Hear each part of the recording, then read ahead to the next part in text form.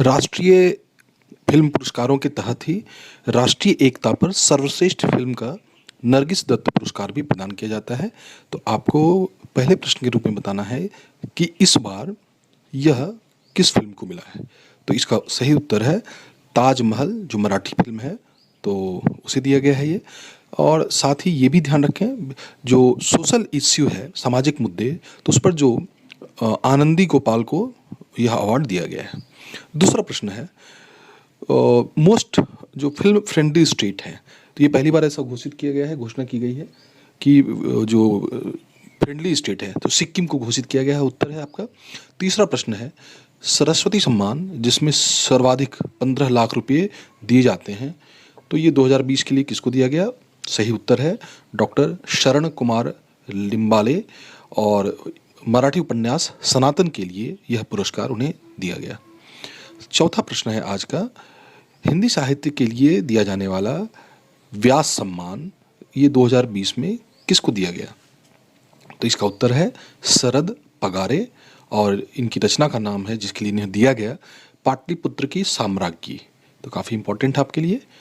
पांचवा प्रश्न, राजस्थान के किस साहित्यकार को बिहारी पुरस्कार दिया गया। आप सबको पता होगा बिहारी पुरस्कार, कंफ्यूज नहीं करना है, राजस्थान के ही किसी साहित्यकार को दिया जाता है, और ये हिंदी या राजस्थानी भाषा के लिए दिया जाता है। तो इसका उत्तर होगा मोहन कृष्ण वोहरा, और इनकी पुस्तक का नाम है तस्लीमा, संघर्ष और साहित्य। अब एक प्रश्न आप छठे प्रश्न के रूप में ये बता दें कि के बिरला फाउंडेशन के द्वारा दिए जाने वाले कितने पुरस्कार हैं। यानी कि ये भी कई बार पूछा जाता है आपसे कि के बिरला फाउंडेशन के द्वारा कौन सा पुरस्कार नहीं दिया जाता है। तो देखिए ये अच्छा उत्तर होगा, 6 पुरस्कार हैं।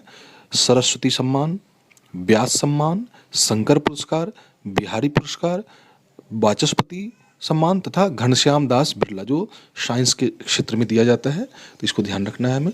सातवां प्रश्न है, पहला सरस्वती सम्मान और पहला व्यास सम्मान किन्हें दिया गया था।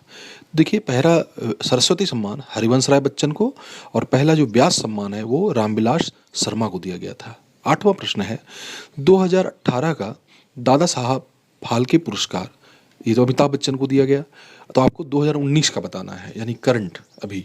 तो इसका उत्तर होगा रजनीकांत। और वैसे पहला जो दादा साहब फाल्के दिया गया था वो देविका रानी को दिया गया था 1969 के लिए, 69 के लिए। नौवां प्रश्न है विनिवेश आयोग डिसइन्वेस्टमेंट कमीशन के पहले अध्यक्ष तथा सेबी के पहले चेयरमैन जिनका हाल में ही निधन हुआ। तो इसका सही उत्तर होगा GV रामकृष्णा। 10वां प्रश्न है UNO द्वारा 2023 को किस वर्ष के रूप में मनाया जाएगा।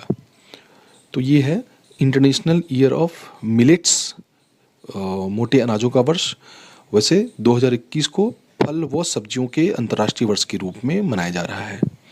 11वां प्रश्न आपसे है how to avoid a climate disaster, ये पुस्तक किनके द्वारा लिखी गई है।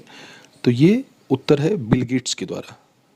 12वां प्रश्न है मालवाहक पोत इवर गिवेन हाल ही में क्यों चर्चा में था। तो इसका सही उत्तर होगा स्वेज नहर में फंस जाने के कारण 4 दिनों तक ये फंसा रहा, जिसके चलते जो ट्रैफिक है तो वो काफ़ी ख़राब हो गई थी वहाँ पर।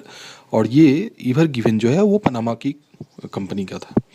13वां प्रश्न है भारत की विदेश व्यापार नीति 2015 से 20 की घोषणा किन के द्वारा की गई थी। तो देखिए ये 2015 में तत्कालीन वाणिज्य व उद्योग मंत्री निर्मला सीतारमण के द्वारा किया गया था। 14वां प्रश्न है सुकन्या समृद्धि योजना पर ब्याज दर वर्तमान में कितना दिया जाता है। तो इसका सही उत्तर होगा 7.6। देखिए जितनी स्मॉल सेविंग्स हैं उसमें सबसे ज़्यादा जो ब्याज दर है इसी पर मिलता है। और सुकन्या समृद्धि योजना बेटी बचाओ बेटी पढ़ाओ जो योजना है, तो उसके तहत सुकन्या समृद्धि योजना की शुरुआत 2015 में की गई थी। 15वां प्रश्न है यूनिवर्सल बैंक तथा स्मॉल फाइनेंस बैंक के आवेदन का मूल्यांकन करने के लिए RBI द्वारा हाल ही में किस कमेटी का गठन किया गया है। तो इसका उत्तर होगा श्यामला गोपीनाथ, RBI की पूर्व डिप्टी गवर्नर रही हैं ये। तो श्यामला गोपीनाथ कमेटी 3 साल का समय इनको दिया गया है। और ऐसे आपको पता होगा कि 2013 में इसके पहले दो यूनिवर्सल बैंक आए, एक बंधन बैंक और आईडीएफसी आए थे, दो प्राइवेट बैंक। इसके अलावा 2015 में स्मॉल फाइनेंस बैंक को ये मिला था और पेमेंट बैंक को भी मिला था। तो अब है कि कुछ नए बैंक भी लाए जाए, तो Shyamala Gopinath committee. Thank you.